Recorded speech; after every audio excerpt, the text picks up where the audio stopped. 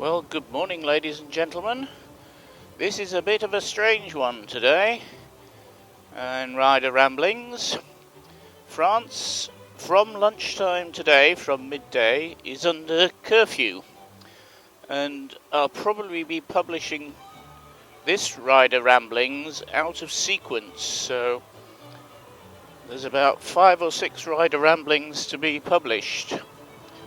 Before this one, I'm about 5 or 6 in the can, which need editing before this one, but I will probably put this one out immediately because, as I said, France is under curfew and something akin to martial law from lunchtime today. So I'm going out to do my errands that I have to do, and I should be finished by 10 o'clock this morning. In fact, I hope to be finished by 9 o'clock this morning. I don't know if you can see my dashboard, but it's just after 7:15, and the first set of errands are to make sure we have fuel in case we need to go out.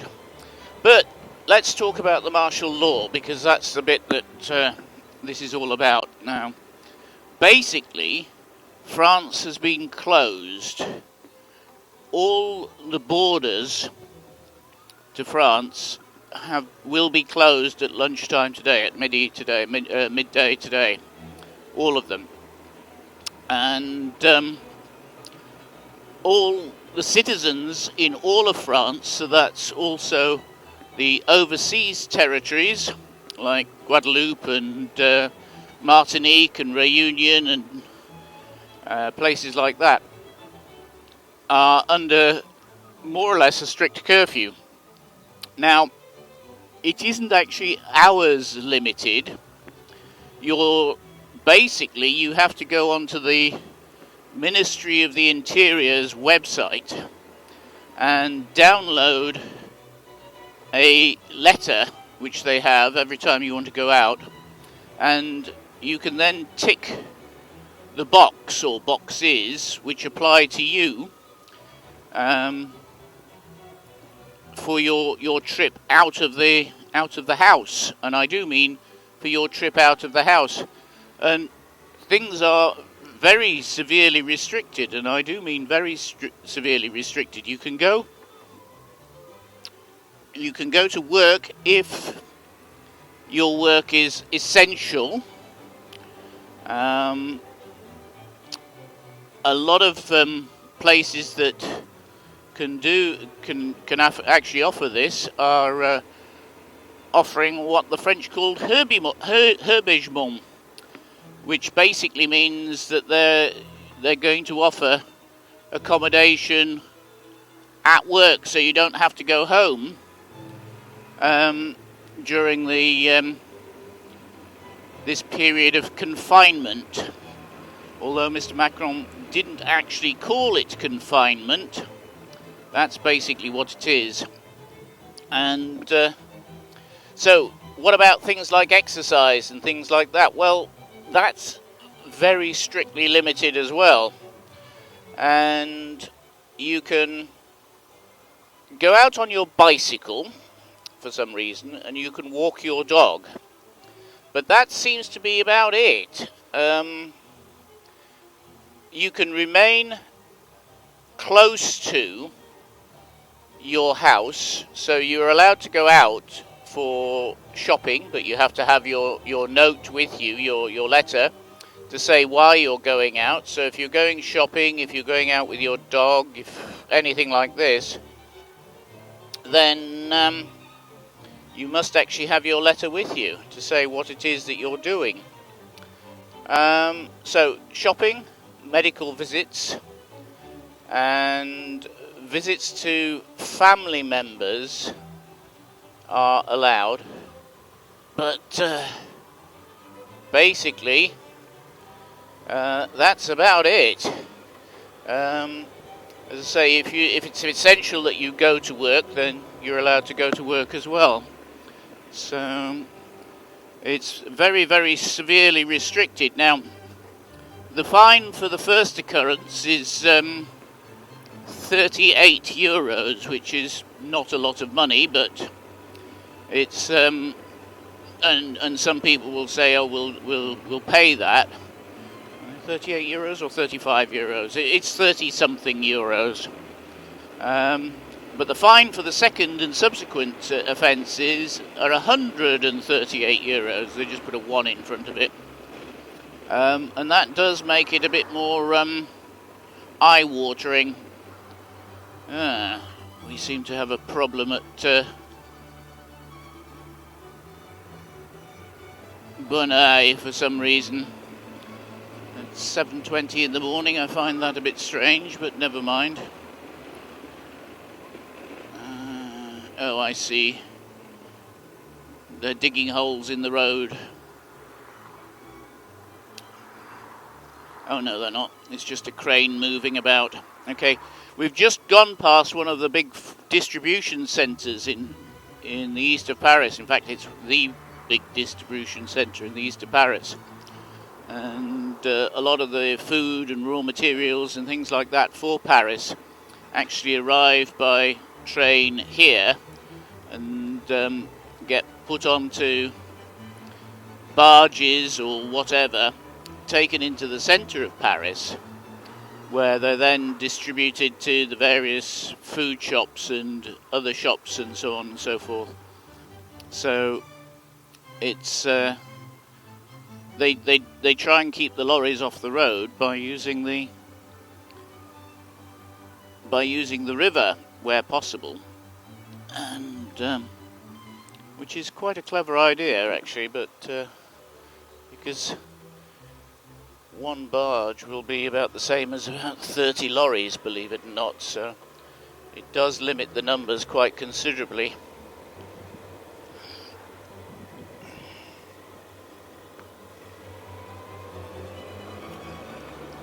So, as I will be doing as much work as I can from home, it will also allow me to catch up on my backlog of videos that I've got as well to put out, but I will be doing, as they say in France, télétravail, which means working from home. It doesn't actually mean working from home. It means working by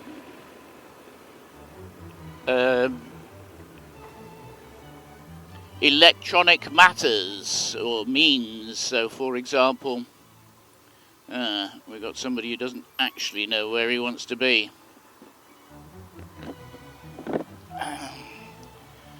Well done, sir. Why don't you go round the roundabout? Oh, we got another traffic jam. We're doing well for 7:20 in the morning. It's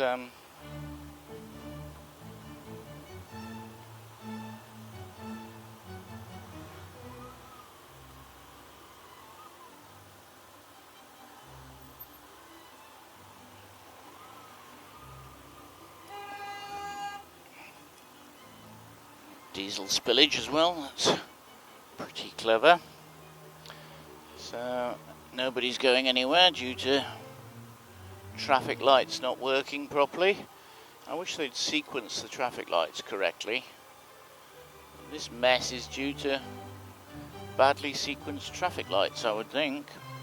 Everything's marked as red. I think this might be for a bus or something.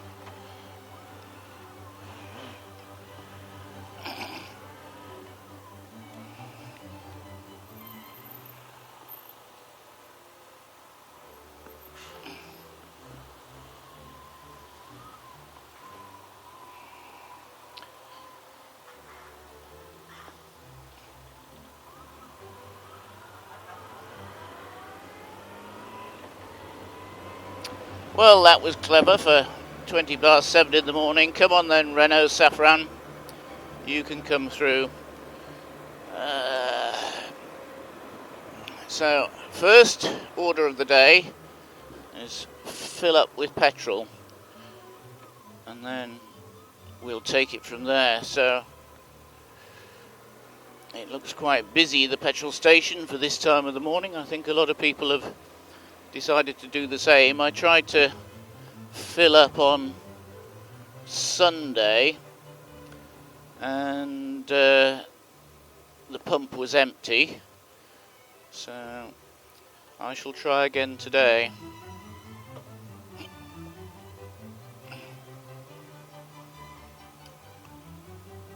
Come on, dear.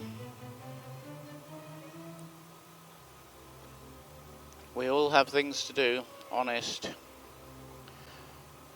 Parisians don't care about anybody but themselves, unfortunately, which is a bit annoying. Somebody's had a really good diesel spill here, but look, it's not looking too good.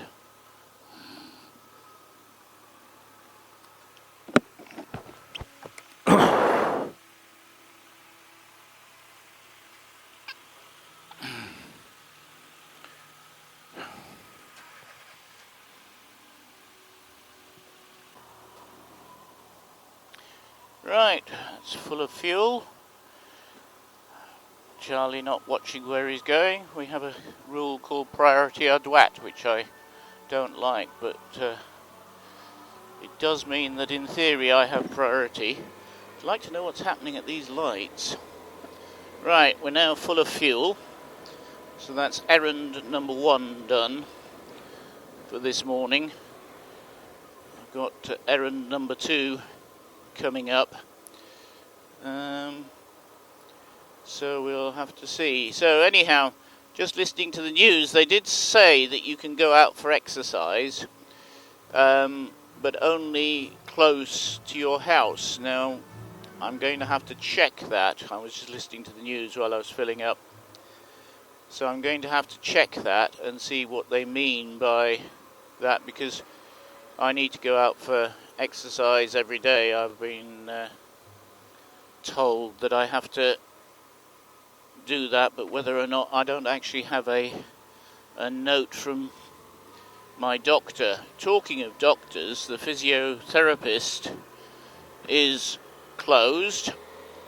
I went last night and I was, I think, his last patient before he closed, and basically it looks like it's going to be about 14 days before the curfew could be lifted, or the confinement is going to be lifted. And so that's that. So I asked him for a number of exercises. I'm supposed to be going to the dentist on Friday. I don't know if that's still on. That's a long-standing appointment that I had, and lorries causing problems. I'll probably pick up a nail, knowing my luck doing that.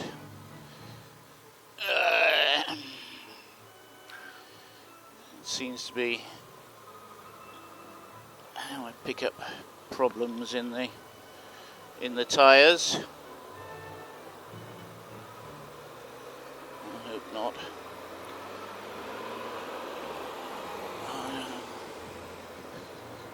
Well, it might be a bit of a silver lining if I pick up a nail, because I'll just replace the tyre, and this is Bridgestone's on, and I'll put the Michelin PR5 on the back if that happens. So, because these Bridgestones in the wet are useless.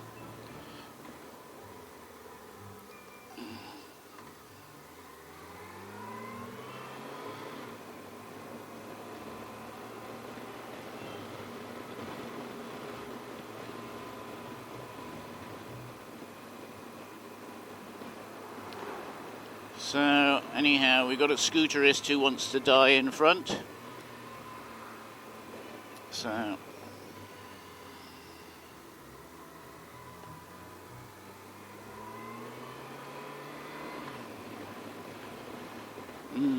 he's trying to kill himself. I've no idea why. This is the problem with scooterists in France. They believe they've got right of way for everything. Whether they have or haven't is irrelevant. They behave as if they have. And there used to be, near where I used to live, a scrapyard for motorcycles and cars and so on, mainly motorcycles, and it was absolutely full of crashed scooters. Absolutely full. There wasn't room for another vehicle, and when you looked, there was one or two motorcycles and hundreds, and I do mean hundreds, of crashed scooters, which says something about it. Anyhow, onto this curfew. We'll see what transpires, and so on as to sport, because I would like to be able to go out and do some walking. I'll try and do an hour fast walking every day, if possible.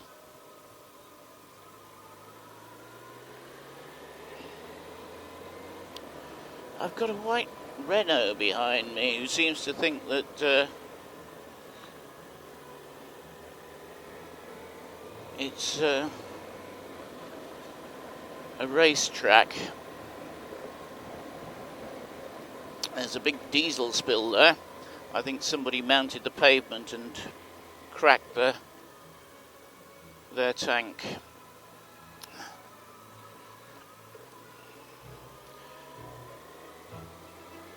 Now you see Mr. Renault behind. I could use my indicators on the roundabout to tell people where I'm going, and you can't.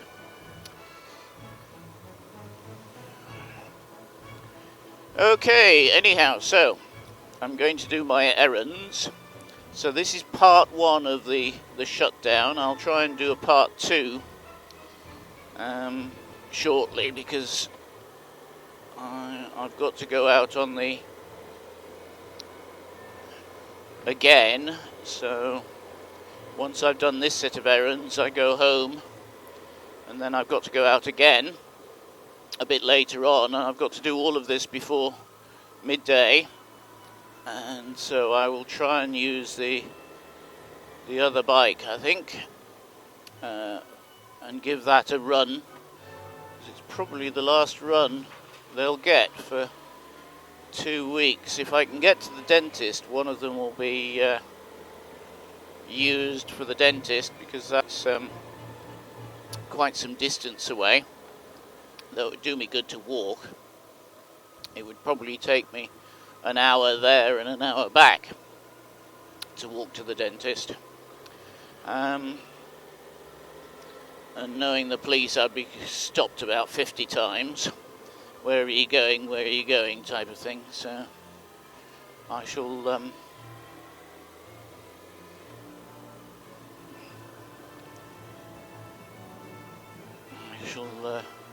take, if the dentist is still operating, I shall take one of the bikes, which will take 10 minutes on the bike,